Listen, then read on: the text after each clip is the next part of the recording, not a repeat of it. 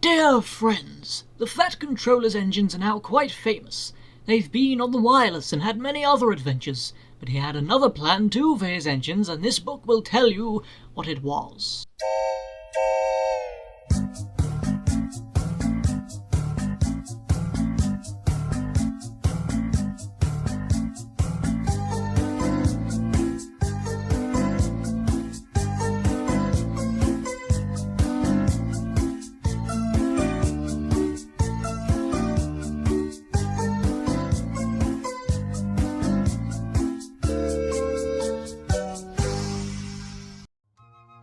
Sometimes Percy takes stone trucks to the other end of the line.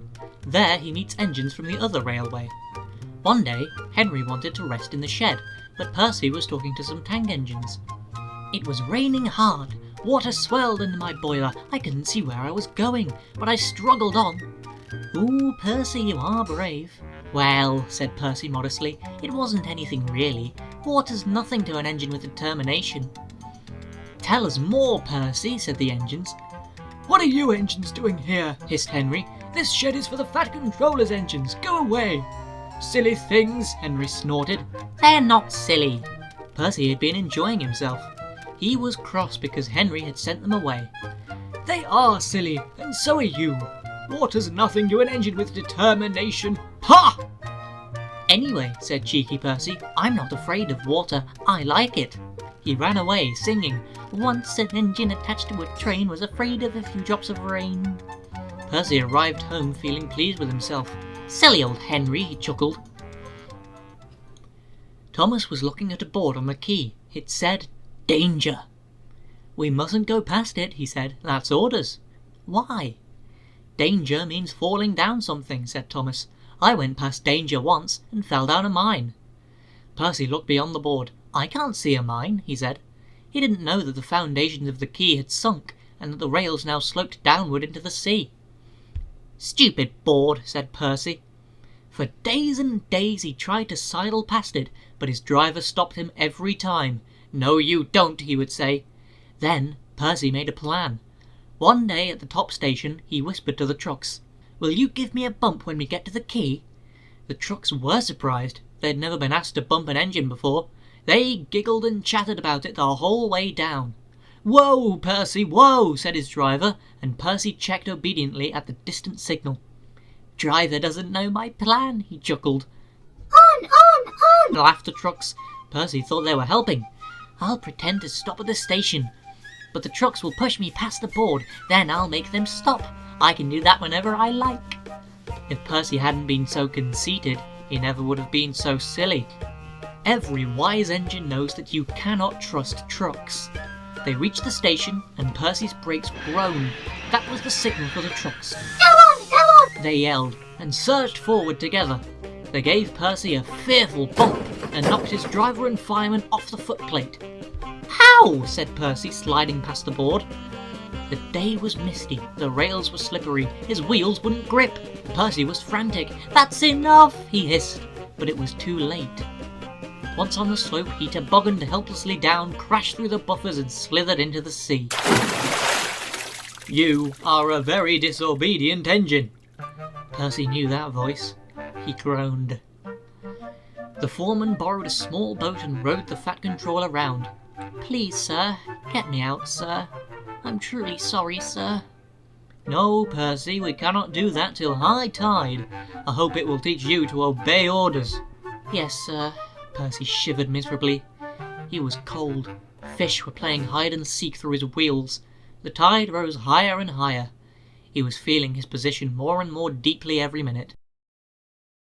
It was nearly dark when they brought floating cranes, cleared away the trucks and lifted Percy out. He was too cold and stiff to move by himself, so he was sent to the works next day on Henry's goods train.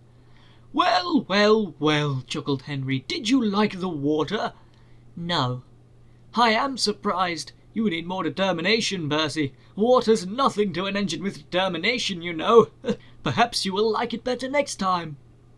But Percy is quite determined that there won't be a next time. Lots of people travel to the big station at the end of the line. Engines from the other railway sometimes pull their trains. These engines stay the night and go home next day. Gordon was talking one day to one of these. "When I was young and green," he said, "I remember going to London. Do you know the place? The station's called King's Cross."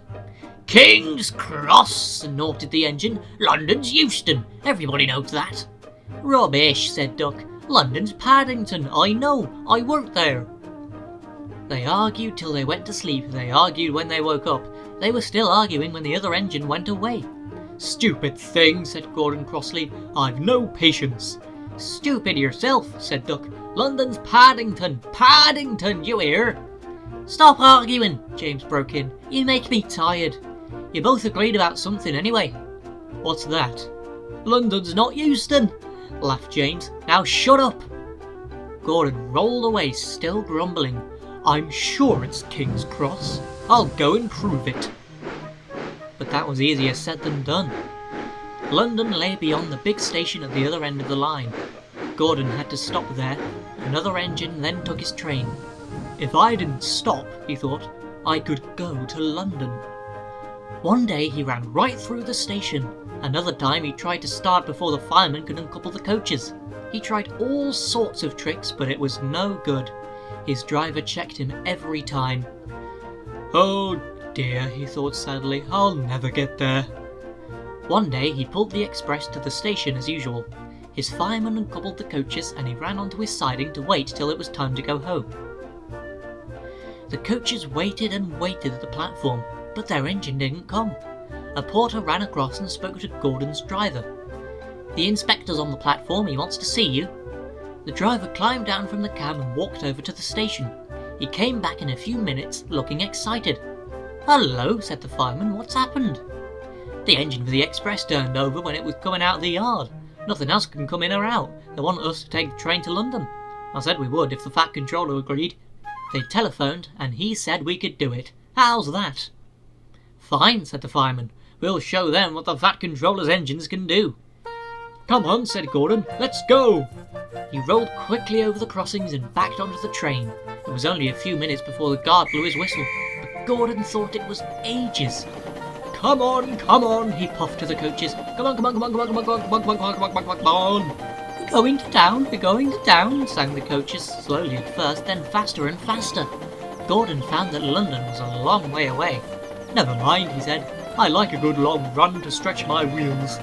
But all the same, he was glad when London came in sight.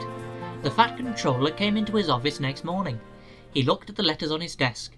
One had a London postmark. "I wonder how Gordon's getting on," he said. The station master knocked and came in. He looked excited. "Excuse me, sir, have you seen the news?" "Not yet. Why?" "Just look at this, sir." The Fat Controller took the newspaper. "Good gracious me," he said. "There's Gordon. Headlines too. Famous engine at London station. Police call to control crowds." The Fat Controller read on, absorbed. Gordon returned next day. The Fat Controller spoke to his driver and fireman.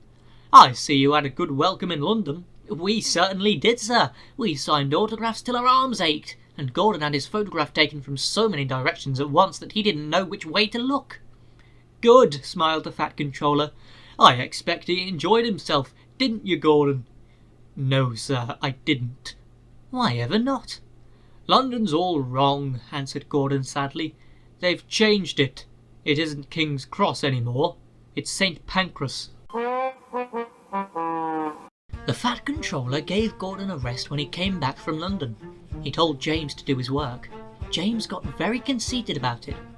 "You know, little Toby," he said one day, "I'm an important engine now. Everybody knows it.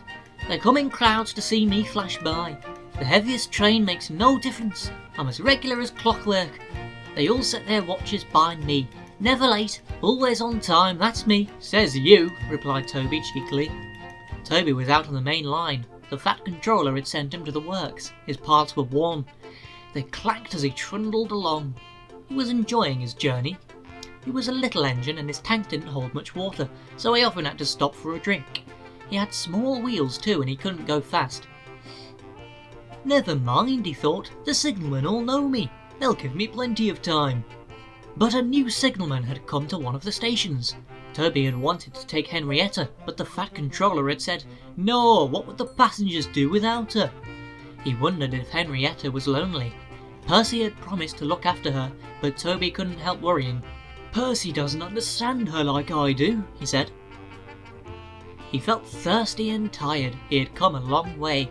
He saw a distant signal. "Good," he thought. "Now I can have a nice drink and rest in a siding till James has gone by." Toby's driver thought so too. They stopped by the water crane. His fireman jumped out and put the hose in his tank. Toby was enjoying his drink when the signalman came up. Toby had never seen him before. "No time for that," said the signalman. "We must clear the road for the express." "Right," said the driver. "We'll wait in the siding." "No good," said the signalman. "It's full of trucks. You'll have to hurry to the next station. They've got plenty of room for you there." Poor Toby clanked sadly away. I must hurry, he panted. But hurrying used a lot of water, and his tanks were soon empty. They damped down his fire and struggled on, but he soon ran out of steam, and stood marooned on the main line far away from the next station. The fireman walked back. He put detonators on the line to warn James and his driver. Then he hurried along the sleepers. "I'll tell that signalman something," he said grimly. James was fuming when Toby's fireman arrived and explained what had happened. "My fault," said the signalman. "I didn't understand about Toby." "Now, James," said his driver, "you'll have to push him." "What? Me?" snorted James. "Me? Push Toby and pull my train?" "Yes, you. Shan't." The driver, the fireman, the passengers and the guard all said he was a bad engine. All right, grumbled James. He came up behind Toby and gave him a bump. "Get on, you," he said crossly. James's driver made him push Toby all the way to the works. "Serves you right for being cross," he said. James had to work very hard, and when he reached the workstation he felt exhausted.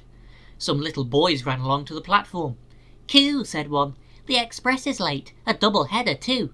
Do you know what I think? I think," he went on, "that James couldn't pull the train, so Toby had to help him." "Caw!" said James and disappeared in a cloud of steam.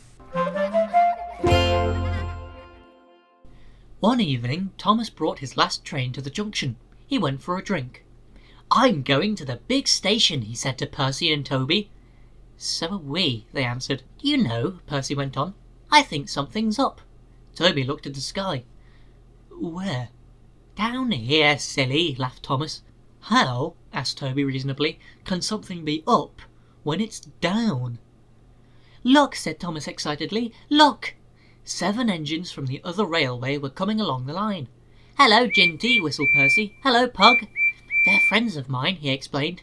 "I don't know the others." Ginty and Pug whistled cheerfully as they puffed through the station. "What is all this?" asked Thomas. "The Fat Controller's got a plan," answered his driver, "and he's going to tell it to us. Come on." So they followed to the big station at the end of the line, where all the engines had gone. The Fat Controller was waiting for them there. "The people of England," he said, "read about us in the books, but they do not think that we are real." "Shame!" squeaked Percy. The Fat Controller glared. Percy subsided. "So," he continued, "I'm taking my engines to England to show them." "Hooray! Hooray! Hooray!" the engines whistled. The Fat Controller held his ears. "Silence!" he bellowed. "We start the day after tomorrow at 8 a.m. Meanwhile, as these engines have kindly come from the other railway to take your place, you will show them your work tomorrow." Next day, as Annie and Clarabel were going to England too, Thomas and Ginty practised with some other coaches. Thomas was excited. He began boasting about his race with Bertie. "I whooshed through the tunnel and stopped an inch from the buffers, like this. The buffers broke." No one was hurt, but Thomas's front was badly bent. They telephoned the Fat Controller. "I'll send up some men," he said, "but if they can't mend Thomas in time, we'll have to go to England without him." Next morning the engines waited at the junction. Toby and Percy were each on a truck, and Doug had pushed them into place behind Edward. Henrietta stood on a siding. The Fat Controller had called her a curiosity. "I wouldn't dream of leaving you behind," he said. "I'll fit you up as my private coach." She felt very grand. Gordon, James and Henry were in front. They whistled impatiently. The Fat Controller paced the platform. He looked at his watch. "1 minute more," he said, turning to the guard. whistled Thomas and panted into the station. Annie and Clarabelle twittered anxiously. "We hope we're not late. It isn't quite 8. "Thomas," said the Fat Controller sternly, "I am most displeased with you. You nearly upset my arrangements." Thomas, abashed, arranged himself in the coaches behind Duck without saying a word. The Fat Controller climbed into Henrietta. The guard blew his whistle and waved his flag. The engines whistled, "Look out, England, here we come!" and the cavalcade puffed off. The engines stood side by side in a big airy shed. Hundreds of people came to see them and climbed in and out of their cabs every day. They liked it at first, but presently felt very bored and were glad when it was time to go. The people along their line put the flags out and cheered them home. "We are glad to see you," they said. "Those others did their best, but they don't know our ways. Nothing anywhere can compare with our Fat Controller's engines."